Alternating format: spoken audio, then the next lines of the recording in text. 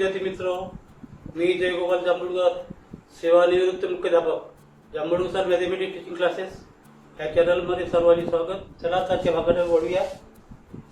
तर आपला वर्ग 10चा भूमिका होता संयुक्त प्रकरणातील संकीर्ण प्रश्नसंग्रह 1 मधील महत्त्वाची उदाहरण. Important problems in chapter 1 miscellaneous. तर आपल्याला संकीर्ण प्रश्नसंग्रह 1 मधील उदाहरण 11 चौकोन ABCD मध्ये या चौकोनामध्ये ABCD हे कर्ण परस्परांना P बिंदू छेदतात. ACBD P बिंदू छेदतात. तर आपल्याला सिद्ध करायचं आहे AP अपॉन PD बरोबर PC गुणिले PP. तर ABCD मग अशी आपण B इकडे लिहिला होता. तर आता हा B इकडे आहे. ABCD या चौकोनामध्ये AD हे तिसऱ्या समांतर आहे. म्हणजे समभुजाची एक जोडी समांतर आहे. म्हणजे हा समालंब चौकोन आहे. जर ह्या दोन बाजू समांतर आहेत तर त्यांच्या AC आणि BD जर छेदिका जर पकडल्या तर या ठिकाणी AC आणि BD जर छेदिका जर पकडल्या तर या ठिकाणी होणारे जे कोण आहेत ते या ठिकाणी. तर आपल्याला माहिती आहे की दोन समांतर रेषा जर असतील आणि एखादी छेदिका छेदली तर छेदिकेच्या विरुद्ध अंगाला असलेले कोण हे व्यक्तिकोन एकरूप असतात. छेदिका ही झाली तर छेदिकाची या बाजूला आहे तर या बाजूला आहे, या बाजूला आहे तो दुसऱ्या बाजूला आहे. छेदिकेच्या विरुद्ध अंगाला असलेले कोण व्यक्तिकोन एकरूप असतात. तर या ठिकाणी पुन्हा ह्या दोन रेषा समांतर पकडल्या आणि त्यांनी या ठिकाणी BD जर छेदिका जर पकडली तर नक्कीच या ठिकाणी हा कोण या कोणाचे एकरूप असेल. म्हणजे छेदिका ही जर झाली, छेदिका आहे ही जर समांतर झाली दोन रेषा आणि छेदिका झाली तर छेदिकेच्या या बाजूला आहे, छेदिकेच्या या बाजूला आहे. पुन्हा याच्या हा जो कोण आहे तर या ठिकाणी हा कोण या कोणाशी कारण हे AC छेदिका वाढली तर छेदिकेच्या या बाजूला आहे तर हा या बाजूला आहे. तर हे व्यक्तिकोन एकरूप आहे आणि म्हणून आपल्याला या ठिकाणी आणि हे दोन विरुद्ध कोण आहेत. आपल्याला त्याची काही गरज नाही. आपल्याला दोन कोण खो कसोटीनं आपल्याला उत्तर देता येईल. तर या ठिकाणी संगती लावूया आपण. म्हणजे हा त्रिकोण आपल्याला AP बाजू ही आहे, PD बाजू ही आहे, ह्या दोन बाजू या ठिकाणी येतील असा त्रिकोण. तर या ठिकाणी P ह्या P दोन्ही ठिकाणी आहे कामा आहे आपण रमून राहिलो. त्याच्यानंतर इकडे A जर आहे, तिकडे C आहे, त्याच्यानंतर तिकडे D आहे PD या ठिकाणी. तर अशा प्रकारे आपल्याला संगती लावता येते. या संगतीनुसार या ठिकाणी म्हणजे आपण संगती लावली सिद्धता आपण म्हणूया चौकोन ABCD या रेघ AD समांतर रेघ BC आणि म्हणून या ठिकाणी तर ACB एकूण ACB ने आपण घेतला तर हा कोण या कोणाचं नाव आहे CAD.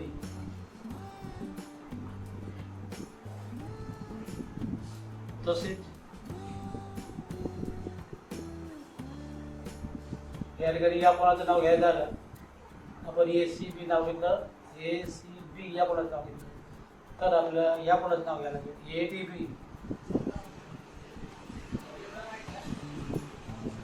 तर DBC किंवा CBD होईल.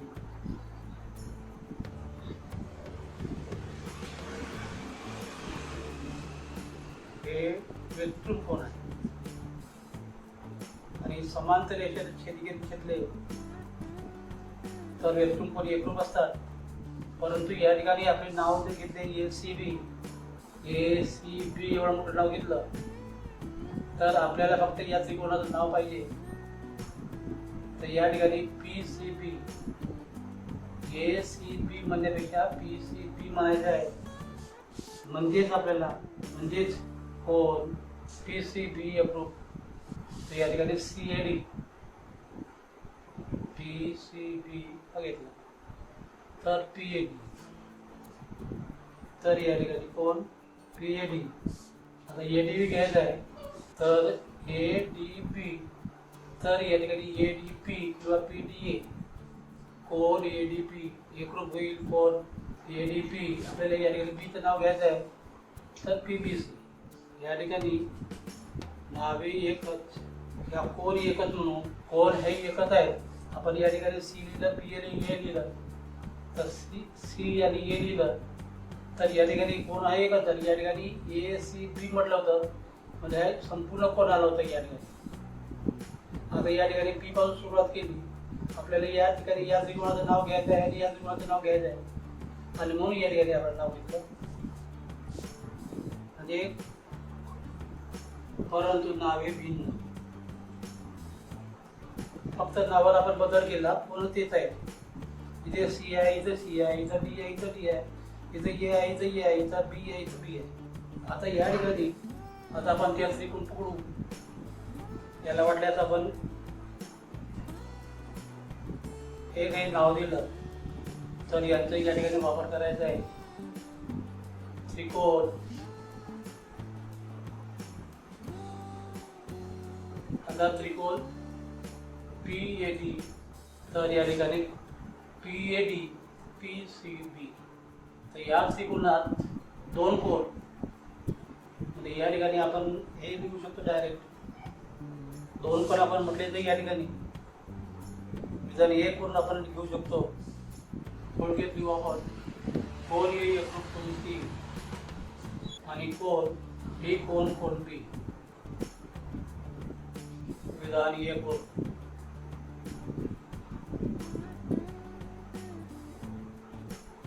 तर या ठिकाणी या त्रिकोणाचे हे दोन कोण A आणि D कोण C आणि A आणि D हे दोन कोण या त्रिकोणाचे या दोन कोणाशी एकरूप आहेत आणि म्हणून या ठिकाणी हे दोन त्रिकोण समरूप आहेत. दोन त्रिकोण PAD त्रिकोण PC. को समरूपता कसोटी. आता हे दोन त्रिकोण समरूप झाले आणि म्हणून ते संगत बाजू प्रमाणात असतात. समरूप त्रिकोणाच्या संगत बाजू प्रमाणात असतात आणि म्हणून या ठिकाणी PAPC बरोबर ADCB बरोबर PDPB. समरूप त्रिकोणाची बाजू समरूप त्रिकोणाच्या बाजू प्रमाणात असतात आणि म्हणून या ठिकाणी आता आपल्याला गरज कोणाची आहे तर आपल्याला PA पाहिजे म्हणजे या गुणोत्तराची गरज आहे. PC इथेच आहे. नंतर PD पाहिजे. PD या ठिकाणी आहे आणि PB या गुणोत्तराची गरज आहे म्हणजे या गुणोत्तराची आपल्याला गरज नाही आणि म्हणून या ठिकाणी या गुणोत्तरात चौकोन मारायचं म्हणजे त्याचं आपल्याला काम नाही आणि म्हणून आपण लिहू शकतो या ठिकाणी. म्हणून या ठिकाणी PAPC बरोबर PDPB. तर या ठिकाणी आपल्याला हे सिद्ध काय करायचं होतं हे सिद्ध करायचं. तर या ठिकाणी AP म्हणजे PA. तर या ठिकाणी PA न लिहिता आपण AP लिहू शकतो कारण असं दिसायला पाहिजे आणि म्हणून त्यानुसार आपण नाव लिहू. तर AP आहे इथं AP आहे इथं P आहे म्हणून आपण नाव एकच पाहिजे आणि या ठिकाणी PD नाव आहे इथे PD आहे. PD बरोबर या ठिकाणी PD आहे इथं PD आहे बरोबर आहे. त्याच्यानंतर PC इथे PP आहे इथं PB आहे आणि म्हणून या ठिकाणी आपल्याला PP पाहिजे होतं म्हणून PP. अशा प्रकारचं आपण तेच लिहिलं. आपण फक्त यानुसार आपण नाव बदलवले. आता या ठिकाणी आपल्याला पाहिजे या ठिकाणी AP आहे आणि या ठिकाणी पाहिजे PD. तर याला लिहिण्यामध्ये आपली गडबड झाली आहे. तर या ठिकाणी PA होता इथं AP होता आपण AP असल्यामुळे आपण AP लिहिलं आहे. इथं PC आहे. नंतर या ठिकाणी बीपी आहे आणि इथं बीपी आहे, इथं पीबी आहे. आपल्याला बीपी पाहिजे म्हणून या ठिकाणी बीपी तो नावाल बदल.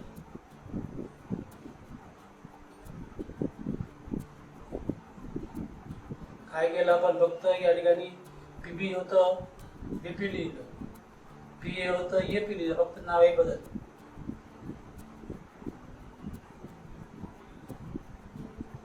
बाकी काय केलं. आता आपल्याला पाहिजे एपीला पीडी हा पाहिजे, हा पीडी इकडे पाहिजे आणि पीसी तिकडे पाहिजे.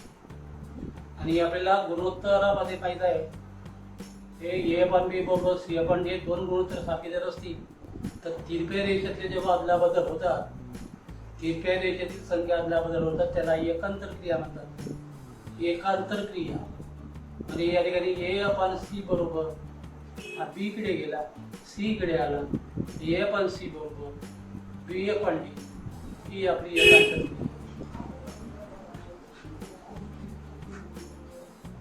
आणि म्हणून या ठिकाणी एकांतर क्रियेने हे दोन गुणोत्तर समान आहेत, म्हणजे हा ए पण बी बरोबर सी पण डी असं समजलं आपण.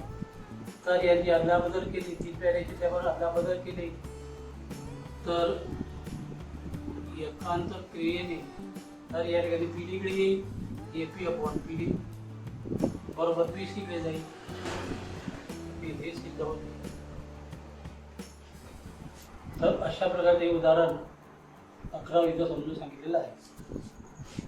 तर आपल्याला संकीर्ण प्रश्न क्रमांक 12 मधलं उदाहरण 12 घ्यायचं आहे. तर या आकृतीमध्ये बाजू XY ही बाजू या AC ला समांतर आहे. जर 2A बरोबर 3BX आणि XY बरोबर 9 जर असेल तर AC ची किंमत काढण्यासाठी पुढील कृती पूर्ण करा. तर या ठिकाणी इथं कृती लिहिलेली आहे. ते या कृतीमध्ये काही रिकामी जागा भरलेली सोडलेल्या आहे, त्या जागा समजून पूर्ण करायच्या आहेत. तर बाजूला काढून नंतर डायरेक्ट लिहा. नंतर परीक्षेमध्ये लिहिताना या ठिकाणी जे पाहिजे तेवढंच फक्त लिहायचं आहे, बाकी सिद्धता लिहायची नाही.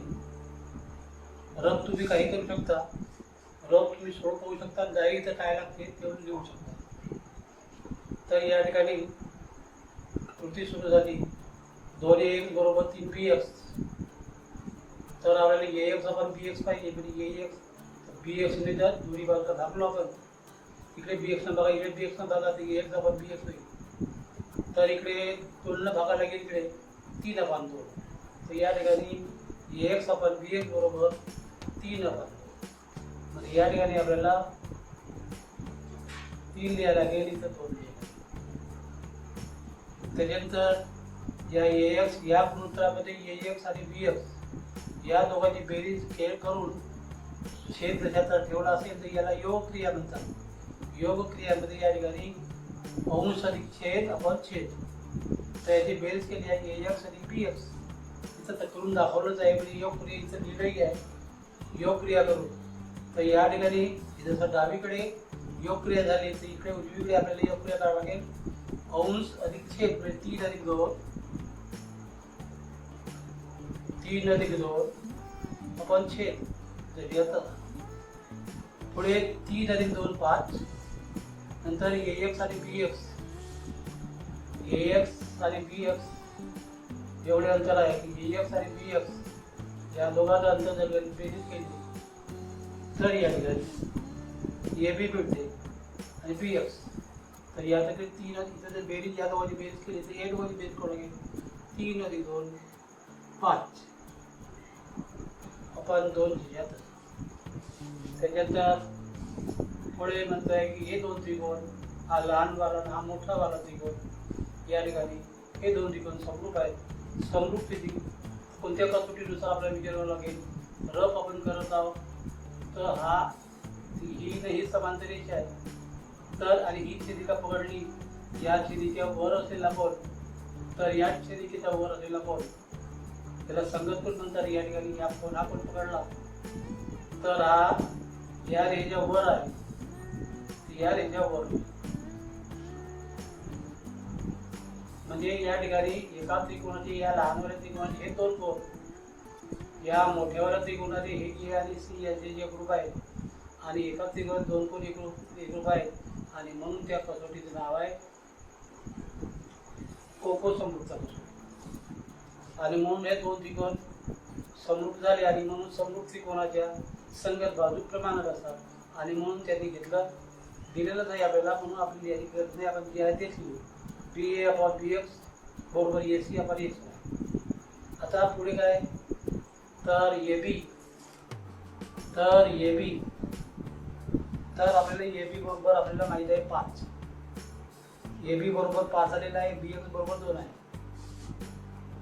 ए बी बरोबर 5 आणि बी एक्स बरोबर 2. या ठिकाणी या पुढून किंमत आहे 5 2 बी ए म्हणजे A B S C upon X वायची किंमत 9 दिलेली आहे. तर ह्या दोन्ही करण्यावरती पुढे 5 अपॉन 2 तिथं गुणाकार जर केला या ठिकाणी रफ करायचं डायरेक्ट उत्तर लिहायचं. इथं तिथं गुणाकार करून लिहायचं नाही, इथं डायरेक्ट तिथं गुणाकार रफ करा आणि उत्तर इथं डायरेक्ट लिहा. 5 अपॉन 2 बरोबर या ठिकाणी एस सी अपॉन 9 आहे, तिथं गुणाकार करून 2 एस सी बरोबर 9 5 45. 2 दोन्ही बाजूला भागून 2 2 गेले तर 45 चे अर्धे 22.5 22.5 आणि म्हणून या ठिकाणी याची किंमत आपण रफ काढली आणि डायरेक्ट उत्तर लिहिलं. एवढी मोठी क्रिया इतर याची गरज नाही, डायरेक्ट फक्त रिकामी जागा भरायची आहे. तर अशा प्रकारे उदाहरण कृती पूर्ण करा. कृती पूर्ण करण्यासाठी जे आहे त्यात फक्त रिकामी जागा भरायची आहे, रफ करा आणि डायरेक्ट उत्तर लिहा. तर संयुक्त प्रकरणातील संख्येनं प्रश्नसंख्या 1 मधलं महत्त्वाचं उदाहरण आहे, परीक्षेत येण्यासारखं आहे. तर या ठिकाणी ही आकृती आहे. तर या ठिकाणी उदाहरण 13 आहे, लक्षात घ्या. तर त्रिकोण एबीसी मध्ये ए बी सी हा मोठा त्रिकोण आहे. त्या ठिकाणी ए कोण आहे हा 90 घेत आहे. त्याच्यानंतर डी ई एफ जी या चौरसाचे 4 शिरोबिंदू म्हणजे डी आणि ई आणि जी आणि एफ या त्रिकोणाच्या बाजूवर आहेत. हे 2 बिंदू या बाजूवर आहेत, बी सी वर आहेत आणि हे 2 बिंदू एक ए बी वर आहे आणि एक ए सी वर आहे. अशा प्रकारची माहिती आहे.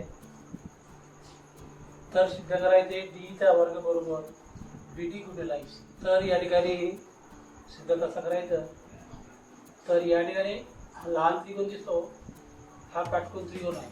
इथं लंब टाकला आहे म्हणजे हाही काटकोन त्रिकोण आहे. हा लंब टाकल्यामुळे हाही काटकोन त्रिकोण आहे. या ठिकाणी 1 2 3 काटकोन त्रिकोण आहे. तर हा मोठावाला त्रिकोण, तर मोठा त्रिकोण तर हा लहान त्रिकोण जरी असेल तरी हा ए बी सी किंवा सी ए बी म्हणा, काही नाव घ्या. तर आपल्याला तर या ठिकाणी पहिल्यांदा या बी कोण सामागिक दाखवायचा आणि डी हा काटकोन दाखवायचा. त्याच्यातला डी आधी कोणता आहे ते पाहू, नंतर सी सामागिक दाखवायचा आणि ई हा काटकोन आहे.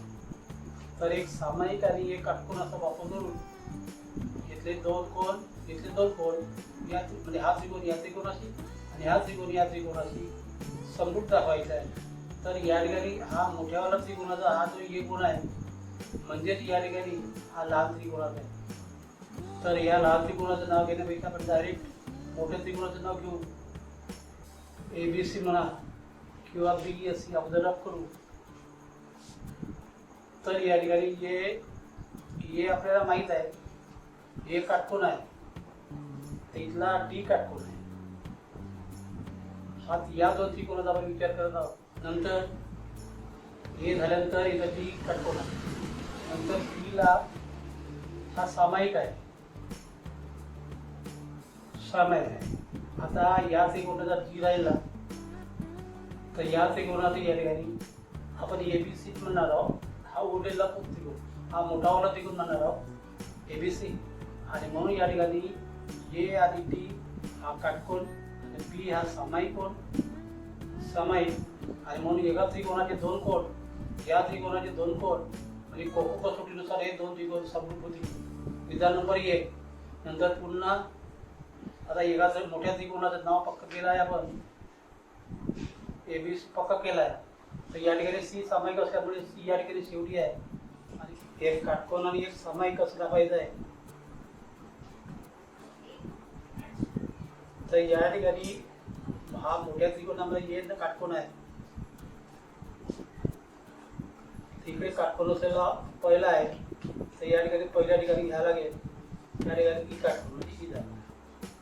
या ठिकाणी सी सामायिक आहे, तो शेवटी आहे. तर या ठिकाणी शेवटी ठेवू. आता या त्रिकोणाचं नाव पूर्ण करण्यासाठी ई झाला, सी झाला, राहिला एफ. E F C. या ठिकाणी ए काटकोन घेतला, डी काटकोन, नंतर बी सामायिक, नंतर बी सामायिक. तर राहिला या ठिकाणी सी. या मोठ्या त्रिकोणाचं नाव पक्क केलं, ABC. ABC नाव पक्क करा. या त्रिकोणाचं मोठ्या त्रिकोणाचं नाव कोणतंही पक्क करा. आपण ABC घेतलं. तर ABC नुसार आपण काटकोन आणि सामायिक. तर या ठिकाणी हा 90 हा 90 झाला. या ठिकाणी सी सामायिक आहे, सी सामायिक, सी सामायिक. आणि म्हणून या ठिकाणी हा उरलेला पी इकडे उरलेला होता, हा उरलेला. तर या ठिकाणी हा उरलेला, हा मध्यभागात आहे, म्हणून या ठिकाणी मध्यभागात घ्यायचा आहे. अशा प्रकारे त्रिकोणाची नावं पक्की करायची आणि मग आपल्याला डायरेक्ट येईल. आपण त्याची सिद्धता घेऊया. सिद्धता आपण या त्रिकोणाचं नाव पक्क करू, ABC आणि DB. त्रिकोण ABC व त्रिकोण DB. या आता या दोन त्रिकोणामध्ये काय आहे, एक काटकोन आहे. कोणता काटकोन इथं आहे, ए काटकोन आहे. कोण ए बरोबर या ठिकाणी कोण डी, कोण ए या बरोबर आहे कोण डी. प्रत्येकी नंबर. नंतर या ठिकाणी सामायिक दाखवला आहे आपण बी. या ठिकाणी बीला सामायिक दाखवलेला आहे. या ठिकाणी कोण बी, कोण बी.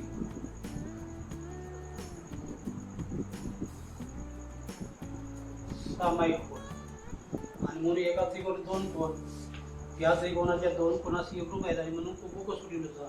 आणि म्हणून या ठिकाणी त्रिकोण ABC समरूप, त्रिकोण DBG कोको समरूपता कसोटी. अशा प्रकारचं पहिली जोडी घेतली. हा मोठावाला त्रिकोण मध्ये हा लहानवाला आणि हा घेतला. आता हा मोठावाला त्रिकोण आणि हा त्रिकोण म्हणजे आपल्याला ABC एक नाव पक्का झालं, मोठ्या त्रिकोणाचं नाव म्हणून ABC ठेवू आणि EFC. आता त्याचप्रमाणे एका त्रिकोणाचं नाव मोठ्या त्रिकोणाचं नाव पक्का झालेलं आहे ABC. या ठिकाणी ए काटकोन असल्यामुळे या ठिकाणी ई काटकोन आहे. हा 90 मध्ये आहे 90चा व त्रिकोण ई. सी सामायिक असल्यामुळे सी शेवटी आहे. तर या ठिकाणी शेवटी राहील आणि हा राहिला EFC. या तर या ठिकाणी कोणते कोण काटकोन आहेत, तर या ठिकाणी कोण ए, कोण ई. प्रत्येकी काटकोन या किंवा प्रत्येकी 90 होत द्या. त्याच्यानंतर आपण बी नाही घेतलं, सी. सी सामायिक या ठिकाणी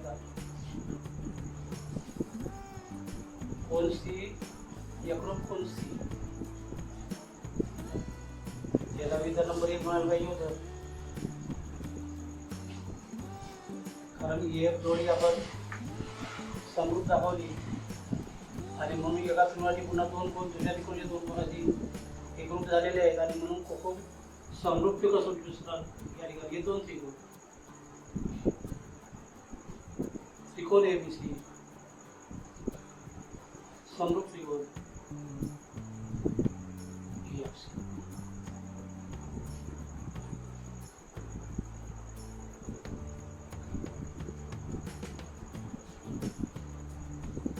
अर्थात हे विधान नंबर 2.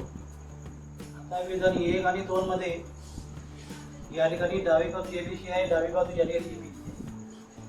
आणि डावी बाजू विधान 1 आणि 2 आपल्याला जाईल की डाव्या बाजू सारखे आहेत म्हणून उजव्या बाजू नक्कीच सारखे असतील. म्हणून या ठिकाणी हा त्रिकोण या त्रिकोणाशी समरूप असेल. या ठिकाणी काय सिद्ध करायचे थोडक्यात घेऊन ठेवू. साध्य ईचा वर्ग बरोबर बीडी गुणिले ईसी. तर विधारी 1 आणि 2 वरून हे दुसरी जोडी आली. याला हे आपलं सिद्ध करायचं आहे. त्याला आपण 54 वर ठेवू. तर विधारी 1 आणि 2 डाव्या बाजू सारखी आहे म्हणून ही बाजू या ठिकाणी सांगितली. एक त्रिकोण दुसऱ्याची समरूप असेल, दुसरा तिसऱ्याची असेल, हे दोन त्रिकोण एकरूप असतात आणि म्हणून या ठिकाणी त्रिकोण DBD समरूप होईल त्रिकोण EF. आणि म्हणून या ठिकाणी विधानी 1 आणि 2 लिहिलं आपण. आणि हे दोन त्रिकोण समरूप आहेत म्हणून या ठिकाणी हे लहानवाले दोन त्रिकोण समरूप दाखवले आहेत या प्रकारचे कसोटीनुसार. आणि म्हणून संगत बाजू प्रमाणात असतात म्हणून या ठिकाणी DB इकडचे पहिले दोन, इकडचे पहिले दोन, EF बरोबर DG, FC बरोबर नंतर टोकावरचे दोन, इकडे टोकावरचे दोन, DG EC समरूप त्रिकोणाच्या संगत.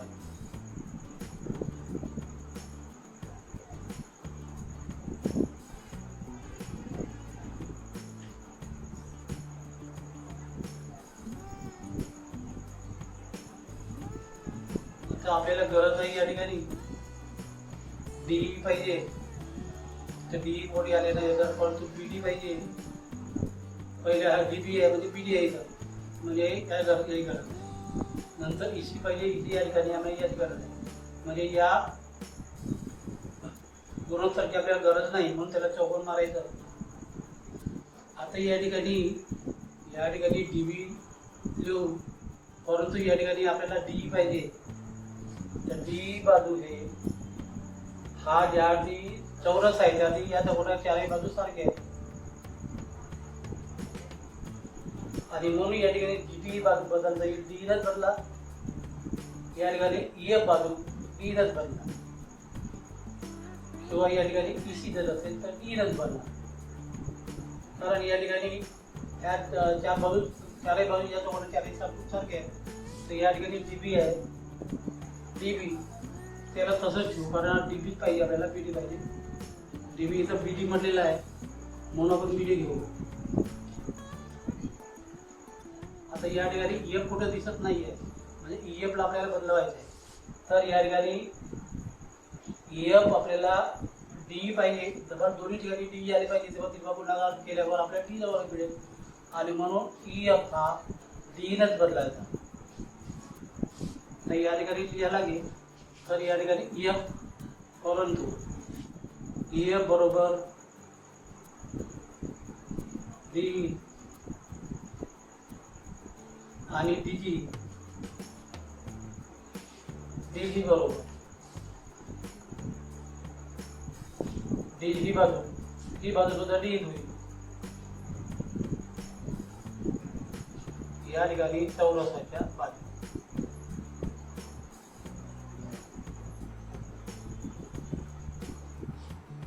चौरस आहे चारही बाजू सारखी असतात म्हणून आपण EF हा DGनच बदलू आणि DG हा DEनच बदलू. तर या ठिकाणी काय होईल आणि म्हणून या ठिकाणी आपल्याला पुढे मिळेल DB आहे तर BD लिहू आणि इथे BD लिहिलं आहे.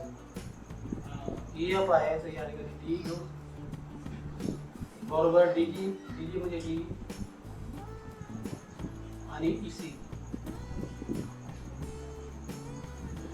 आणि म्हणून तिरपा गुणाकार करून तर BD गुणिले EC हे एक बाजू म्हणजे या ठिकाणी आणि DE गुणिले D होईल. आपण DE चा वर्ग डावीकडे आहे म्हणून या ठिकाणी DE गुणिले D बरोबर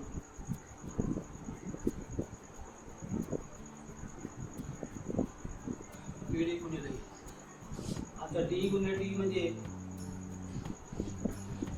DE चा वर्ग बरोबर BD गुणिले EC आणि म्हणून या ठिकाणी ते लिहू आपण हे सिद्ध होईल.